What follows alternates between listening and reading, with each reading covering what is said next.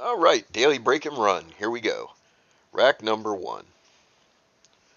So pocket the corner ball or pocket the wing ball.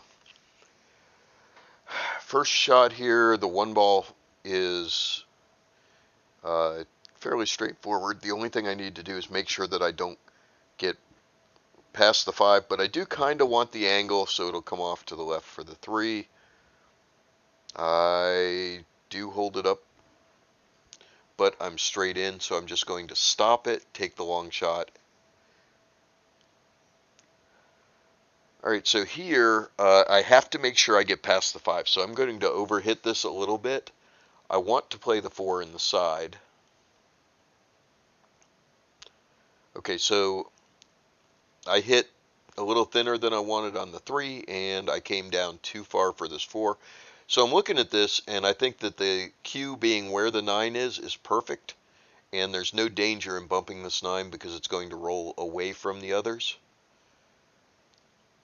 Nice little stop shot on the five here. So here I'm straight in on the six, so I decide to just hit it soft and play the seven up top. I need to play this a seven fairly soft to hold the cue ball up for the nine. If I overhit it, it's okay because I still have the top corner also. I'm going to play for the nine in the side and come out pretty much just right. If I roll another 3 or 4 inches, I'm shooting in the corner, but this is pretty straightforward. Okay, on to the next rack. There's a common theme in these racks, and that's going to be me bumping balls uh, to get position. Um, you're going to see it a couple of times. Uh, and the lesson here is that if you're going to bump a ball, bump the ball.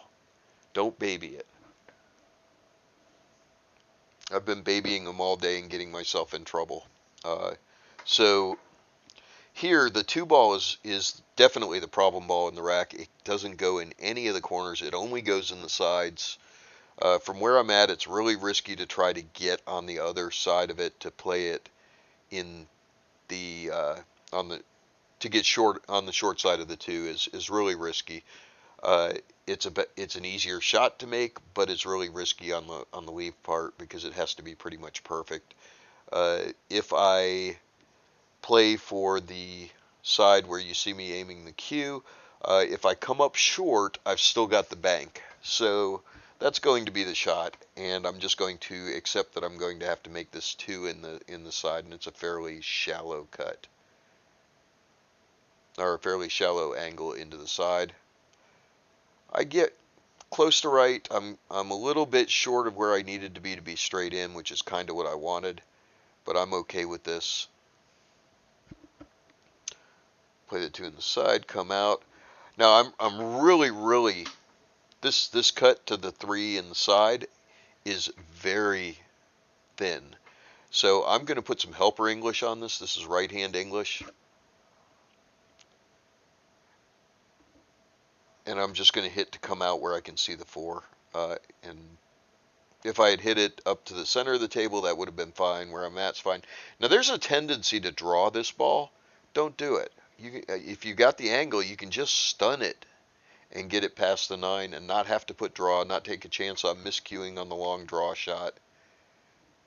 On this five, so I was looking at this, and bottom right is risky because if it takes off, it's going to leave me a bad shot on the six. So I decided to go back and forth on the rail, uh, but I hit the nine, which leaves me a long shot on the six. Now I'm going to hit the seven. There's no choice here. I'm going to hit the seven, so I need to hit this with authority to make sure that I don't just rub up against the seven and leave myself an awkward angle. Um, I do leave a long shot, but this is a fairly simple shot. So, and I'm hitting most of the ball, which is going to slow the cue ball down.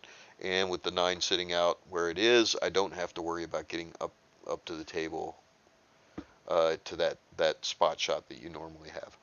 Okay, so that's how it all goes right. Now let's look at how it goes wrong. This is rack number three coming up. At this point, I've got a two rack run.